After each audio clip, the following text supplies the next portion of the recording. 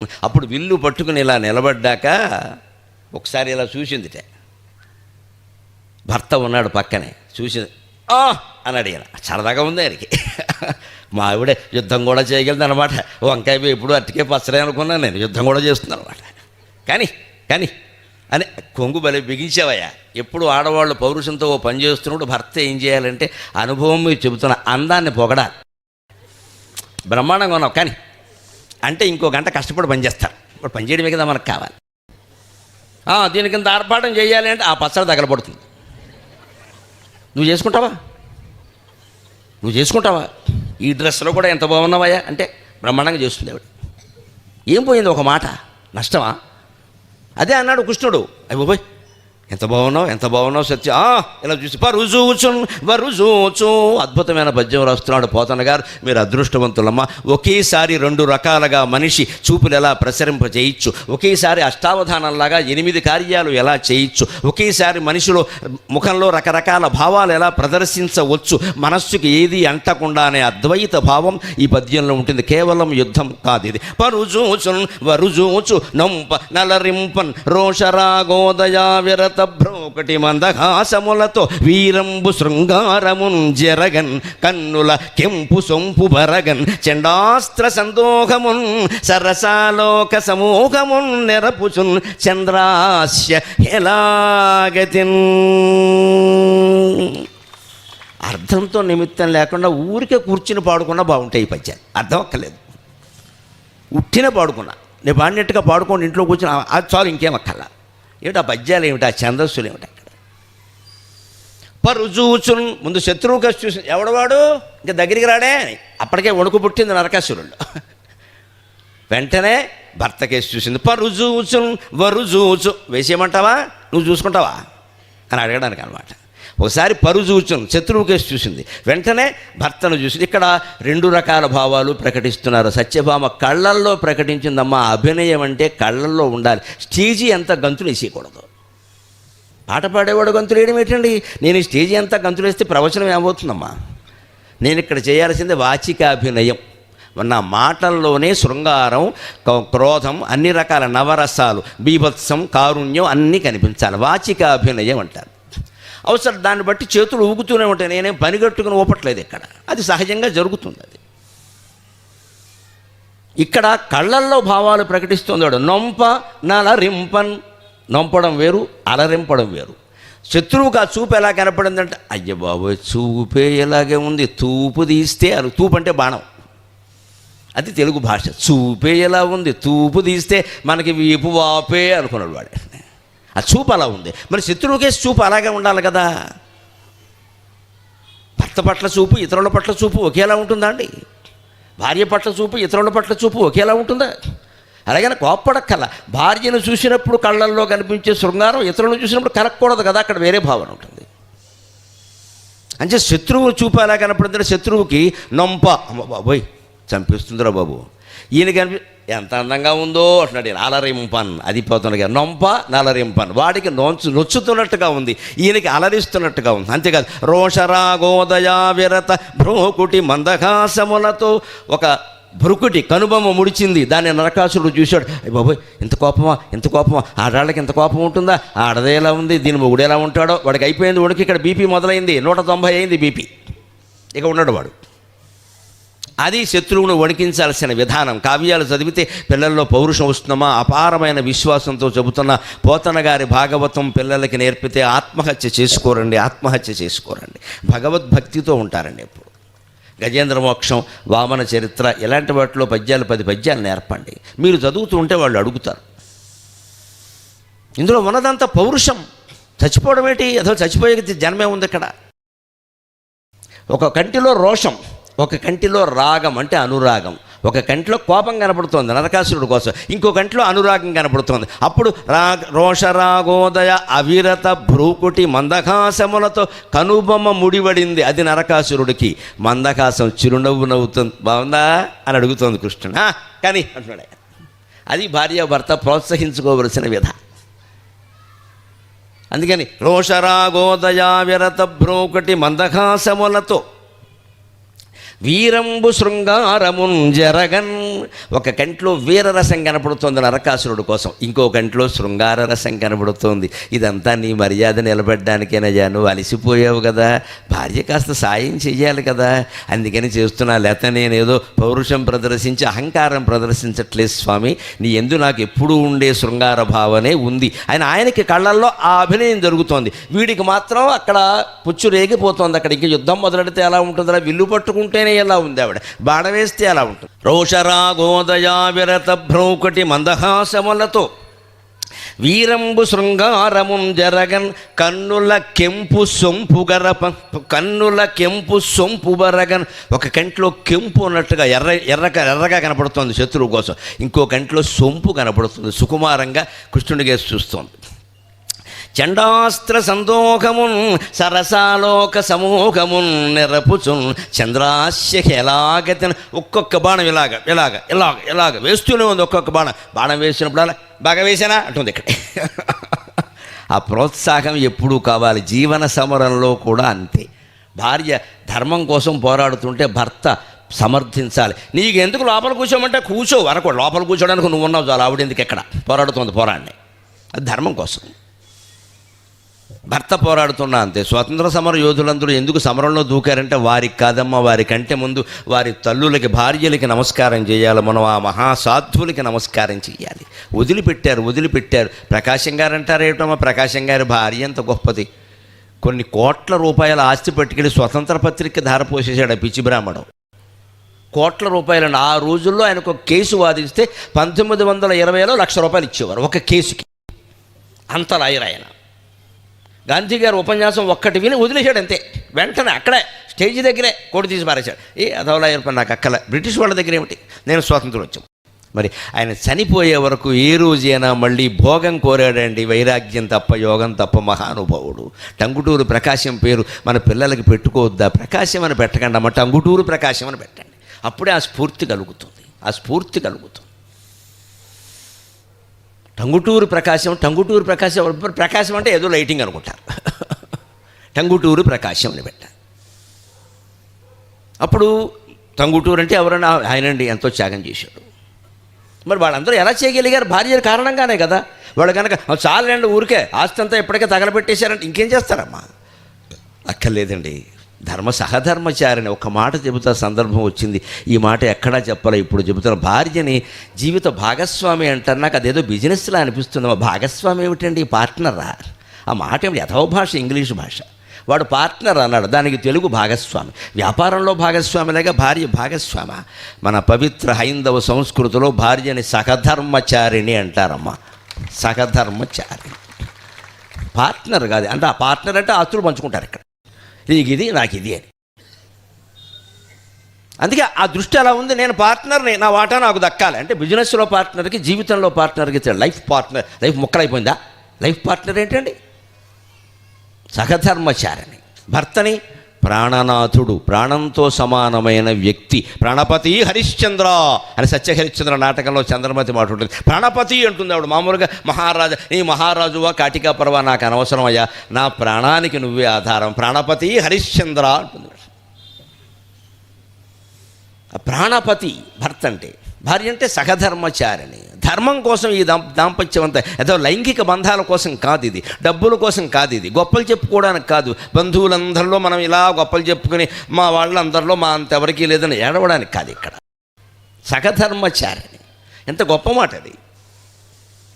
అందుకని ఆయన ఈ చందాస్త్ర సందోహమును సరసాలోక సమూహమును ఓ పక్కేలా బాణాలేస్తూ ఎలా ఉందంటుంది. వై పాంబ రేగిపోవాలి వేదవకే, నువ్వే ఎలా ఉంటే నేను ఎలా ఉంటానో తెలియాలి వై అంటున్నాడు. అది ప్రోత్సాహం. త్యాగానికి భర్తని, భార్యని పురికొల్పాలి, ప్రోత్సహించాలి. భోగం వస్తే కుదరదు అని చెప్పాలి ఖచ్చితంగా. ముందు నెమ్మదిగా చెప్పాలి, వినకపోతే ఖచ్చితంగా కుదరదని చెప్పాలి. పెద్ద సమస్య కాదు ఇక్కడ. లేకపోతే మెత్తబడ్డామనుకోండి, మొత్తం మెత్తనవాడిని చూస్తే మొత్త బుద్ధి అని మొట్టికే లేసేస్తారు. ఇక్కడ జీవితం నాశనం అయిపోతుంది. ఎవ్వరు భార్యాభర్తల్లో భోగాలు కోరినా సరే రెండో వారు వ్యతిరేకించాలి ఖచ్చితంగా. చాలు, అనుభవించినవి చాలు. ఏముండాలండి మనిషికి? తినుటకునున్న చాలు, అతి తింగనినం తెనే తలుపు తీసి రమ్మనుటకునున్న చాలు. సాగర ఘోష కావ్యంలో తృప్తి గురించి రసాయని పద్యం. తినుటకునున్న చాలు, అతి తింగనినం తెనే తలుపు తీసి రమ్మనుటకునున్న చాలు, తగనాలును బిడ్డలు ఒక్కచోట కూర్చొనుటకునున్న చాలు, పెడచూపులు చూడక మంచి పేరుతో మనుటకునున్న చాలు, మనమా రుజుమార్గము వీడబోకుమా. నా మనస్సుకు నేను చేసుకున్న హెచ్చరిక 20 ఏళ్ల క్రితం దాన్ని సాగర ఘోష కావ్యంలో రాశా. తినడానికి ఉంటే చాలు, ఎవరన్నా అతిథులు వస్తే తలుపు తీసి రండి అనడానికి ఉంటే చాలు. మనం ఒక్కళ్ళమేనా? కేవలాఘో భవతి కేవలాది అంటుంది ఋగ్వేదం. తన కోసం తాను వండుకునేవాడు పాపాన్ని వండుకుని తింటున్నట్టు లెక్క. ఎవరికైనా ఒకటికైనా పెట్టావా? ఒక కుక్కకో పిల్లికైనా 2 మెతుకులు పెట్టావా? నీ కోసం వండుకోవడం గొప్పతనం ఏమిటాయా? తలుపు తీసి రమ్మనడానికి ఉండాలి. అంతేకాదు ఏదో సొంత ఇల్లు అనేది ఉండాలి. అద్దెంట్లోనే జీవితాంతం ఉన్నామనుకోండి, అద్దె కట్టలేకపోతే బయటికి పొమ్మంటారు. మన సొంత ఇల్లు ఉందనుకోండి, గొడవలేదు, తలుపేసేస్తాం, కారపొడి చారు తింటాం. ఏం తిన్నామంటే గారెలు ఆవిళ్ళు వండింది మా ఆవిడ వద్దంటున్నా బ్రేవ్ అంటాం, అంతే అనుకుంటాడు. ఈ దరిద్రాన్ని బయట పెట్టుకోక్కర్లేదు. మన ఇంట్లో మనం ఉన్నాం, ఎవరింటికి వెళ్ళి అదే అద్దెంట్లో ఉన్నాం అనుకోండి, ఏం తింటాడో అద్దె కట్టట్లేదని వాడు ప్రచారం చేస్తాడు. అందుకని సొంత ఇల్లు ఒకటి ఉండాలి. గూడు, గుడిసో, మేడో, మిద్దో ఏదైనా పర్వాలేదు, సొంతం ఒకటి ఉండాలి. 16 అక్కర్లేదు. ఆ పైన ఏముండి పెడచూపులు చూడక మంచి పేరుతో మనుటకునున్న చాలు. వ్యధవేష లేకుండా సమాజంలో మంచి పేరు తెచ్చుకుంటే చాలు. మనమా రుజుమార్గము వీడబోకుమా అని ప్రతి కవికి నా మనస్సు కూడా నేను నచ్చజెప్పుకుని సాగర ఘోష కావ్యంలో రాశాను. ఇది చాలదా? ఇంతకంటే ఏం కావాలి? ఇవాళ కోట్లు ఎందుకు సంపాదిస్తున్నాం? ఎందుకు ఇన్ని ఉద్యోగాలు, ఎన్ని సంరంభాలు? ఒక్క కుటుంబాన్ని 4గురిని పోషించుకుంది, 2 ఉద్యోగం, 3 ఉద్యోగం. వీలైతే పిల్లలు కూడా ఎర్న్ వైల్ లెర్న్. ఇక వాడు బతకద్దు. ఇక్కడ చదువుకునేటప్పుడే సంపాదించాలి. ఎందుకు అంత అవసరం ఏమిటి? సంపాదించకుండా ఇంట్లో ఉండి భాగవతం చదువుకుంటూ కూర్చోలేవా? ప్రతిదీ సంపాదించాలా? ఒక్క వేదశాస్త్రం చదివినటువంటి ఒక్క పండితుడు ఉంటే అమలాపురం దగ్గర పేరూరు లాంటి గ్రామంలో ఇంట్లో ఎవరు ఏ పని చేసేవారు కదండి. ఆయనకు వండి పెట్టేవారు, ఆయనకి యజ్ఞానికి సహకరించేవారు, ఆయన త్రికాల సంధ్యావందనానికి సహకరించేవారు. ఎంత బాగా బతికారండి పేరూరు బ్రాహ్మణులు, ఎంత బాగా బతికారండి. ఎంత సంతృప్తి వాళ్ళకి. యజ్ఞోపవీతం తప్పితే వాళ్ళ ఆస్తులు ఏం లేవే. అక్కడ ఆడాళ్ళు పిల్లలు ఎవరు మేము ఉద్యోగాలు చేస్తాం అనలేదే. ఇక్కడ భర్తకు సహకరిస్తూ ఉండిపోయారు వాళ్ళు. ఇవాళ ప్రతి వాళ్ళు ఉద్యోగం, చదువులని రాకపోయినా ముందు ఉద్యోగం సంపాదించేయాలి. ఈ కాంక్షలే మన నాశనం చేస్తున్నాయి. ఇక్కడ అంచేతను మెచ్చుకోవడం, ప్రోత్సహించడం ఎందుకంటే త్యాగం కోసం, భోగం కోసం కాదు. ఇక్కడ చంద్రాస్య ఇంతకు యుద్ధం చేస్తున్నా చందమామ లాంటి ఆవిడ ముఖంలో మార్పు లేదు. మనం అర్థం చేసుకోవాలి. సాఫ్ట్వేర్ సోదరుల కోసం చెబుతున్నా, ఎంత టెన్షన్ అయినా ఉన్నా ఒక్క పని చేయండి నా మాట విని. ఎప్పుడు పని వల్ల ఒత్తిడి రాదండి, పని గురించిన ఆలోచన వల్ల ఒత్తిడి వస్తుందండి. గమనించండి. పని ఎంత ఉన్నా ఒత్తిడి రాదమ్మా. నా మీద ఎంత ఒత్తిడి ఉందో తెలుసా?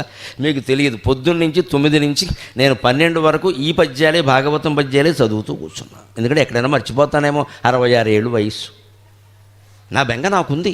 ఇంతమంది నా కోసం వస్తుంటే నేను మధ్యలో మర్చిపోతే ఎలాగా చదువుకుంటే? చదివా, నా ధైర్యం కోసం నేను చదువుకున్నా. పిరికితనం కాదు, ఇది అభ్యాసం. చిన్నపిల్లలాగే. మళ్ళీ మధ్యాహ్నం కాసి మళ్ళీ పడుకున్నాను. భోజనం చేసేట 12:30కి భోజనం, 1:30కి నిద్ర. మా ఇంట్లో అంతా టైం టేబుల్ లెక్క. 2:30కి లేవాల్సిందే. 1:30 to 2:30 1 hour అంతే లెక్క. మళ్ళీ ఆ గంటకు తేడా రాదు. 45 నిమిషాలు ఉండదు, గంట అలారం పెట్టి పడుకోవాల్సిందే. 12:30 కూర్చుంటాను, 45 నిమిషాలు 3 ఐటమ్స్ తింటాను. పప్పు, కూర, మజ్జిగ అంతే. మజ్జిగతో కలిపి 3, 4 చేస్తే ఆవిడ తినాల్సిందే, నేదన్నాం అంతే లెక్క. 3కి 3 పావు గంటలు కేటాయిస్తా. పప్పును అవలద్దా, కూర అరగద్దా, మజ్జిగ ఆస్వాదించొద్దా? మా ఇంట్లో మేగడ పెరుగు శుభ్రంగా ఉంటుంది, నా కోసం దాచి పుడుతుంది. నా మేగడ వేసుకుని తింటా. మరి తినాలి కదా. మేగడ తింటేనే బేగడ రాకం వస్తుంది, పద్యాలు బాగుంటాయి. ఇప్పుడు మేగడ తినే దమ్ము లేదు ఎవడికి. అలా అయిపోతామేమో, ఏమైపోయాను నేను ఏమో అవ్వలేదు. ఇక్కడ ప్రతిదీ అయిపోతామేమో అని తినడం మానేశారు. బలహీనలు అయిపోయారు, అంత అర్భకుల్లో కనపడుతున్నారు. తినాలి, హాయిగా గంట పడుకుంటాను. 45 నిమిషాలు భోజనానికి కేటాయిస్తాం. పావు గంట అటు ఇటు నడుస్తాను. ఈ తువ్వాలు అటారేసి ఆ ఫోన్ ఇక్కడ పెట్టి చిన్న గడియారం ఏవో పనులు చేసే వంకన అట్టు కాస్త జీలకర్ర నవిలి ఏదో ఒకటి చేసి 1 పావు గంట కాలక్షేపం నడవాలి. తర్వాత శుభ్రంగా పడుకుంటాను. మనసుకి ఎవరు రాని ఎవరు రాకపోతే నాకు అలారం పెట్టేసి పడుకుంటాను. 2:30కి లేవడం, మళ్ళీ ప్రతి అరగంట every ½ an hour is divided and decided. సభ ఉంటే సభకి వెడతాం, లేకపోతే ఇంట్లో కూర్చొని పని చేసుకుంటాం. ఈ సమయంలో నేను ఇంట్లో ఉంటే 7:30 సరిగ్గా. నేను రాసుకున్న 6 డైరీలు 1800 విషయాలు ఉన్నాయి. అవి ఖచ్చితంగా అరగంట సేపు చదువుతాను నేను. అవి ఇందులో మధ్య మధ్యలో శ్లోకాలు పద్యాలుగా వస్తున్నాయి. అభ్యాసము కూసు విద్య. ఎంత ప్రాక్టీస్ చేస్తే ఆ అభ్యాసం, ఆ విద్య అంత తేలిగ్గా వస్తుంది. ఇందులో ఈ పద్యంలో గమనించండి, ఒకే రకంగా రెండు భావాలు వ్యక్తం కావాలంటే మనకి లెక్క అపరిచితుడు సినిమా. ఆయన ఎవరు? విక్రమ్, అంతేనా? విక్రమ్. ఆయన అమాయకపు మనిషి కింద ఒక పాత్ర వేస్తాడు, తర్వాత పెద్ద వీరుడు కింద ఒకటి వేస్తాడు. ఈ రెండు భావాలు మొహం ఇడితిప్పి అడితిప్పి ఇడితిప్పి అడితిప్పి మహానటుడు అండి విక్రమ్, నిజంగా మహానటుడు. భలే నటించాడు ఆ సినిమాలో. అలా చూస్తూ ఉండిపోయాను నేను. ఇలా తిప్పి ఒకలాగా, ఒక ఇలా భయం, ఒక రకంగా రాము అనే పేరు మీద భయం, ఒక రకంగా ఇంకో పేరు మీద చంపేస్తా అని. ఇక్కడ సరిగ్గా సత్యభామ అంతే, కృష్ణుడికి ఒక రకంగా, ఈయనకు ఒక రకంగా కనపడింది. ఇప్పుడు ఆ యుద్ధం పరిణామం నరకాసురుణ్ణి ఎలా భయపెట్టిందో చూద్దాం.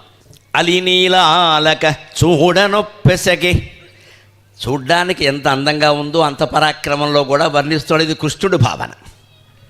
అలినీలాలక చూడనొప్పెసగే ప్రత్యాలీఢ పాదంబుతో అలిక స్వేద వికీర్ణ కాలకలతో, అలిక స్వేద వికీర్ణ కాలకలతో ఆకర్ణికా ఆకర్ణికానీత ఆకర్ణికానీత సల్లలిత జ్ఞానక పుంఖ దీధితులతో, ఆకర్ణికానీత సల్లలిత జ్ఞానక పుంఖ దీధితులతో లక్ష్యావలోకముతో వలయాకార వలయాకార ధనుర్విముక్త విశిఖ వ్రాతాఘతారాతియే అలి నీలాలక చూడనొప్పెసగే.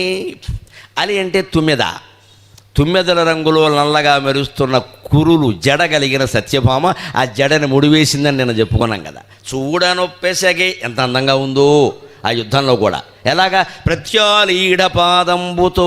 మన కవుల గొప్పతనం ఏమిటంటే కవిత్వంతో పాటు శాస్త్రం చెబుతాడు. నిన్న సంగీత శాస్త్రం గురించి చెప్పుకున్నాం మనం. ఇవాళ ధనుశాస్త్రం. ప్రత్యాలీఢం, ఆలీఢం, వ్యాలీఢం, సంలీఢం, 4 రకాల పద్ధతులు. ధనుస్సు పట్టుకుని విల్లు బాణం వేయడానికి 4 పద్ధతులు ఉంటాయి. ఆలీఢం అంటే ఎడంకాలు ముందు పెట్టి కుడికాలు వెనక్కి పెడతాడు, ఇది ఆలీఢం. ప్రత్యాలీఢం కుడికాలు ముందు పెట్టి ఎడంకాలు వెనక్కి పెడతాడు. సంలీఢం 2 పాదాలు దగ్గరికి చేరుస్తాడు, అటెన్షన్ అదనమాట లెక్క. వ్యాలీఢం స్టాండ్ ఎట్ ఈజ్, రెండు దూరంగా పెడతాడు. ఈ 4 భంగిమలు దేనికి? ఆయాసం వస్తుంది కాబట్టి, అంతకంటే ఏమీ లేదు ఇక్కడ. కానీ ఆశ్చర్యం ఏమిటంటే ఎంత వీరుడైనా, అర్జునుడైనా, కృష్ణుడైనా, ఎవరైనా సరే ఇలా బాణాలు వేసినప్పుడు ఆలీఢం నుంచి ప్రత్యాలీఢానికి, ప్రత్యాలీఢం నుంచి సమలీఢానికి, సమలీఢం నుంచి వ్యాలీఢానికి మారతారు. 14,000 మంది కరదూషణాది రాక్షసుల్ని అరగంటలో చంపిన రామచంద్రమూర్తి ఒక్కడే ప్రత్యాలీఢ భంగిమలోనే చంపాడు. ఒక్క అరగంట, మా కాలు కూడా కదపలేదు. దట్ ఈస్, అది రామచంద్రమూర్తి, అది రామచంద్రమూర్తి. అరగంట సేపు ఒకే భంగిమలో ఉండి వేసేసాడంతే. సీతాదేవి లక్ష్మణుడు ఆశ్చర్యపోయాడు. అందుకే రామరావణ యుద్ధం గురించి వానరులు కొంతమంది కంగారు పడుతుంటే లక్ష్మణుడు అన్నాడు, మా అన్నగారి సంగతి మీకు తెలియదు, అనవసరంగా అపోహలు పెట్టుకో.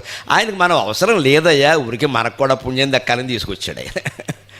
మనకు కూడా ఏదో భాగస్వామ్యం ఉండాలి కదా. ఒక పెద్ద జమీందారు గారు ఉంటాడండి, ఒక పెద్ద యజ్ఞం తలపెడతాడు, 2 కోట్లు ఆయనే ఇవ్వగలడు. కానీ ఆయన బంధువులు ఏమయ్యా మాకు కూడా అందులో కాస్త భాగం కల్పించేద్దాం, సరే బాబా ఓ 1,00,000 ఇచ్చుకో అంటాడు. అంతే కదా. ఈ 2 కోట్లు పెట్టిన వాడికి 1,00,000 పెద్ద ఇవ్వలేడు, ఆయన ఇచ్చుకుంటాడు. ఆయన ఎందుకు కల్పిస్తాడు?